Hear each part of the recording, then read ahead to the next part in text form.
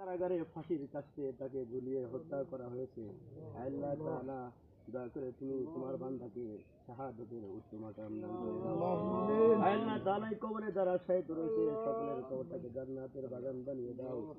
আল্লাহ তাআলা উলামায়ে কিরাম দূর থেকে অনেক দূর থেকে বিদেশ থেকে যারা আল্লাহ তাআলা এমনও মানুষ পৃথিবীতে মারা যায় আল্লাহ তাআলা যারা মারা গেলে মানুষ আলহামদুলিল্লাহ বলে খুশি হয়।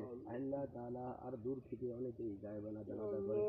আল্লাহ তাআলা দয়া করে আমাদের শহীদ মাওলানা মতিউর রহমানকে দয়া করে তুমি জান্নাতের উচ্চ মাকাম দান করে দাও। আল্লাহ তাআলা এই কবরে যারা শহীদ রয়েছে সকলের কবরটাকে জান্নাতের টুকরা বানিয়ে দাও। আল্লাহ তাআলা এই রক্ত যেন বৃথা না যায়। আল্লাহ তাআলা তাদের রক্তের বিনিময়ে বাংলার জমিনে ইসলামী রাষ্ট্র যেন কায়েম হয়ে যায়।